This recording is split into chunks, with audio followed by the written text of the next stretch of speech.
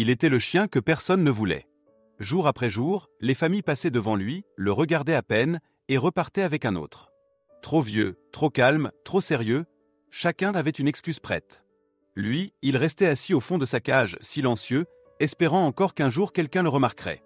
Mais personne ne le choisissait jamais. À force d'attendre, ses yeux doux s'étaient fatigués, comme si l'espoir s'était effiloché avec les semaines. Dans l'abri, les autres chiens aboyaient, sautaient, s'agitaient pour attirer l'attention.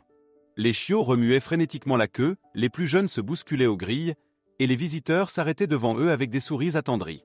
Mais dans le coin de la grande pièce bruyante, un chien noir marqué de taches grises restait couché, immobile. Il ne se jetait pas contre les barreaux, ne gémissait pas pour mendier des caresses. Il se contentait de poser son museau entre ses pattes, observant de ses yeux bruns les silhouettes qui s'éloignaient. Les employés du refuge l'avaient appelé Max.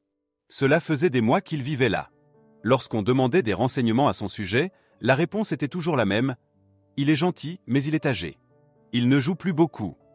Ces mots suffisaient à détourner les familles. Tous recherchaient l'énergie, la jeunesse, la légèreté. Max, lui, semblait déjà porter un poids invisible. Chaque départ d'un autre chien lui arrachait un peu plus de résignation.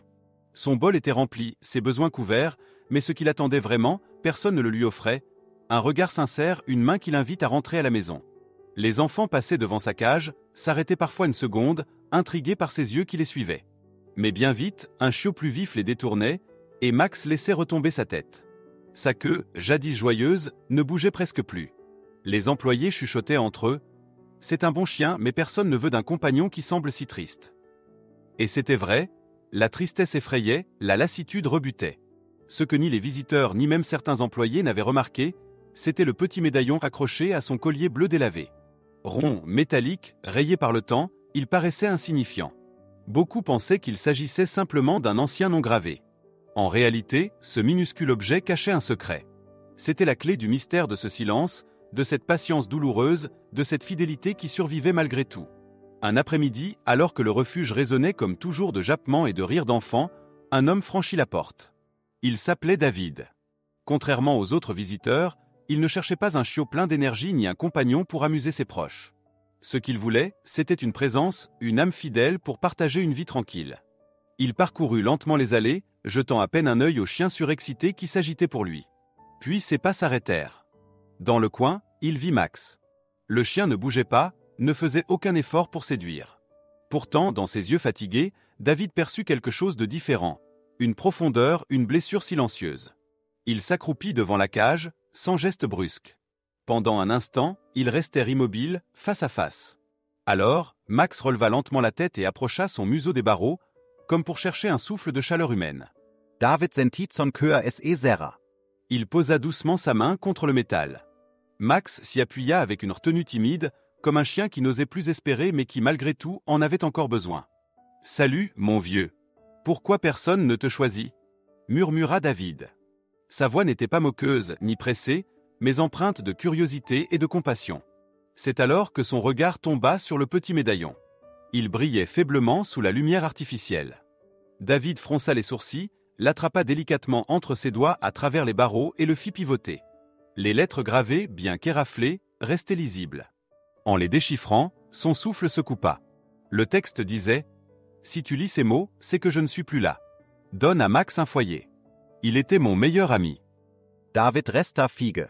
Les mots lui traversèrent la poitrine comme un poids soudain. Tout devenait clair. La mélancolie dans les yeux du chien, son silence, sa patience. Max n'avait pas été abandonné par désintérêt. Il avait été aimé, profondément aimé, et il attendait encore celui qui ne reviendrait plus. Son maître était mort, et ce médaillon était son testament. Un employé, remarquant la stupeur de David, s'approcha. « Nous l'avons trouvé errant dans la rue. Aucun proche ne s'est manifesté. Nous pensons que son maître est vraiment décédé, comme le dit la médaille.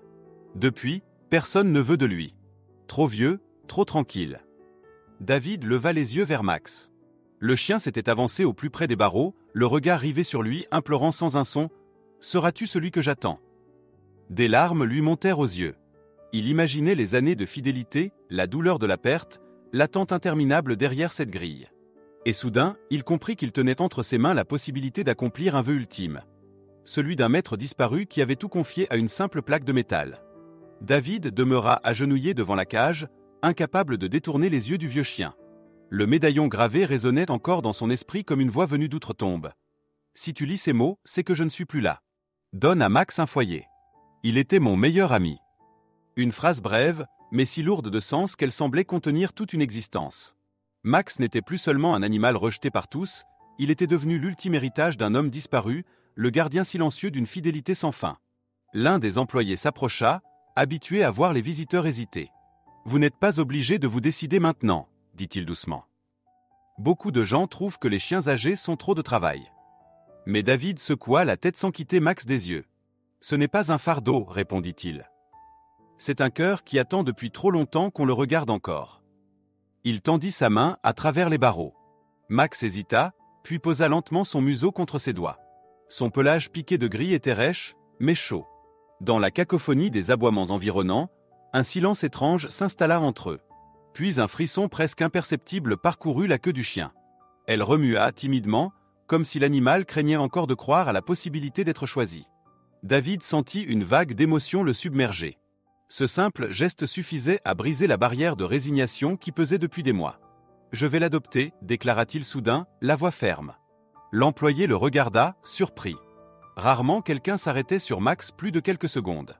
Mais dans ce regard résolu, il comprit que cette décision n'était pas une impulsion. Des formulaires furent apportés, et la procédure commença. Pendant que David signait, Max s'avança prudemment vers la sortie de sa cage, comme s'il doutait que la promesse soit réelle. Lorsque la porte s'ouvrit enfin, il resta un instant figé, puis franchit le seuil d'un pas mesuré. David s'agenouilla, fixa doucement la laisse à son collier et murmura « Allons-y, vieux garçon ». Le chien leva les yeux, et dans cette lueur fragile se mêlait à la fois peur, espoir et gratitude. Ils quittèrent ensemble le refuge. Dehors, la lumière de l'après-midi baignait le trottoir. Max s'arrêta un instant, humant l'air libre comme s'il redécouvrait le monde. Ses oreilles se dressèrent, ses yeux semblèrent soudain plus clairs. Chaque pas vers la voiture était un pas vers une nouvelle vie, mais il avançait avec une prudence d'animal qui a trop attendu pour croire au bonheur. La maison de David était simple, silencieuse, presque vide. Un foyer sans éclat mais empreint de chaleur, l'endroit idéal pour réapprendre la confiance. Dès l'entrée, Max s'aventura avec circonspection, reniflant les murs, s'arrêtant à chaque seuil comme pour vérifier qu'il ne serait pas repoussé. David l'observait sans rien dire, respectant ce rituel nécessaire. Il avait préparé une couverture épaisse près de la cheminée, un bol d'eau claire et une gamelle remplie de nourriture. Max approcha lentement, s'assit, hésita, puis se mit à manger. Son corps tout entier vibrait d'une retenue, comme s'il craignait qu'on lui retire ce cadeau à tout instant. Le soir venu, David s'installa dans son fauteuil, un livre à la main. Max resta d'abord couché sur sa couverture, scrutant chaque mouvement. Puis, avec une lenteur presque solennelle, il s'approcha et posa sa tête sur les genoux de l'homme. David sentit son souffle régulier, ses paupières lourdes de fatigue, et une tendresse immense l'envahit. Il passa sa main sur le crâne du chien, caressant ce compagnon meurtri que la vie avait trop négligé. Cette nuit-là, Max dormit au pied du lit. Ses soupirs profonds résonnaient comme des prières de soulagement. Les jours suivants marquèrent le début d'une métamorphose. Max, le chien silencieux qui se cachait au fond d'une cage, devint l'ombre bienveillante de David.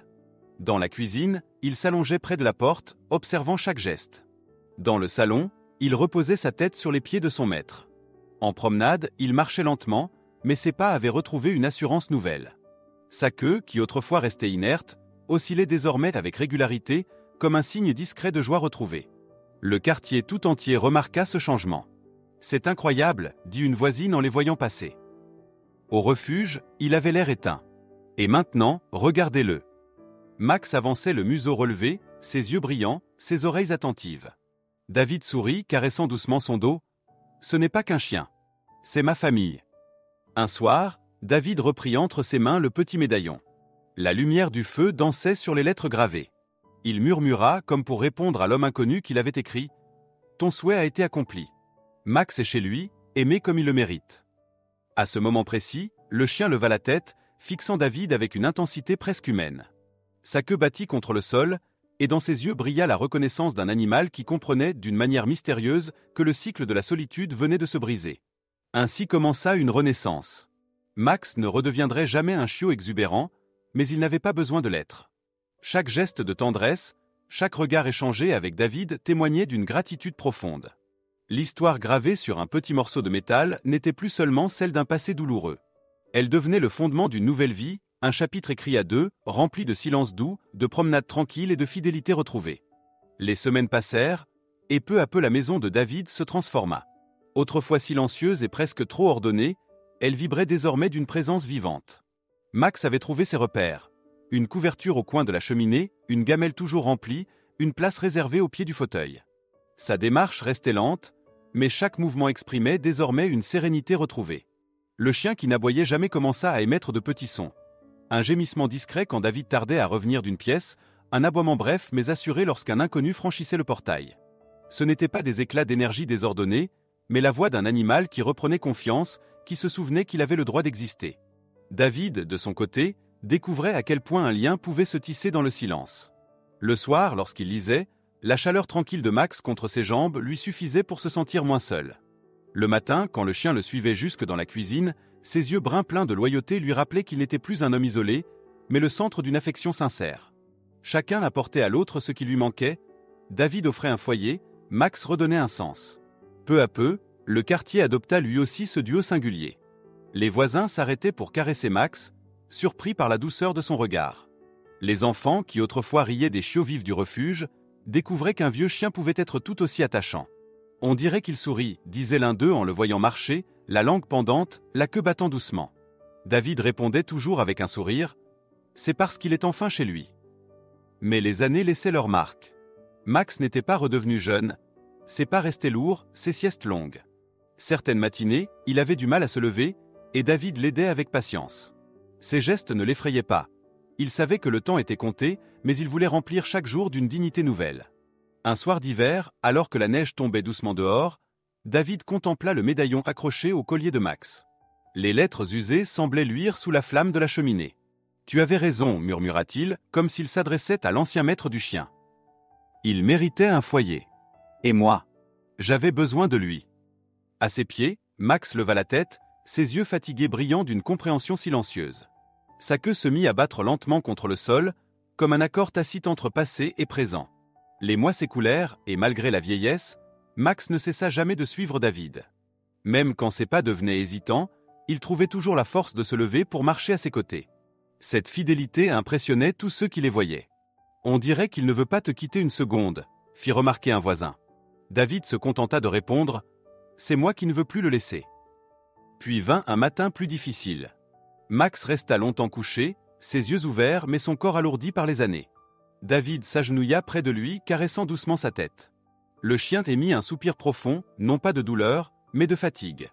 Alors, David comprit que le moment approchait, celui que redoutent tous ceux qui aiment. Il passa la journée entière auprès de lui, lisant à voix basse, offrant des caresses, murmurant des mots tendres. Le soir, alors que le feu crépitait doucement, Max posa une dernière fois sa tête sur les genoux de David. Ses yeux se fermèrent lentement, et son souffle s'apaisa. Il partit ainsi, entouré de chaleur, sans peur, dans la maison où il avait retrouvé l'amour. David resta longtemps immobile, les mains tremblantes dans la fourrure devenue inerte. La douleur était immense, mais elle se mêlait à une gratitude profonde. Max n'était pas mort seul dans une cage, il avait une fin digne, remplie d'affection. Et l'homme savait que, quelque part, l'ancien maître du chien aurait été soulagé de voir son vœu accompli. Les jours qui suivirent furent marqués par le silence. Pourtant, ce silence n'était plus celui de la solitude, mais celui d'un souvenir vivant. Dans chaque coin de la maison, David voyait encore la trace de Max. La couverture usée près de la cheminée, les empreintes de pattes dans le jardin, le médaillon qu'il avait décidé de garder. Un après-midi, il sortit ce dernier objet de sa poche. Les mots gravés étaient presque effacés, mais il n'en avait plus besoin pour se rappeler leur sens. « Il était ton meilleur ami », dit-il à voix basse. « Et il est devenu le mien. » Ce jour-là, David se surprit à sourire. La perte était immense, mais l'histoire de Max ne s'achevait pas dans la tristesse. Elle continuait dans chaque instant qu'ils avaient partagé, dans chaque souvenir, dans chaque battement de queue qui avait redonné de la lumière à une maison vide. Parfois, ce sont ceux que tout le monde rejette qui offrent les plus grandes leçons. Max, le chien que personne ne voulait, avait prouvé que la fidélité pouvait traverser la douleur, et que même un cœur brisé pouvait apprendre à aimer encore. Et dans le silence retrouvé de sa maison, David savait qu'il ne serait jamais plus seul.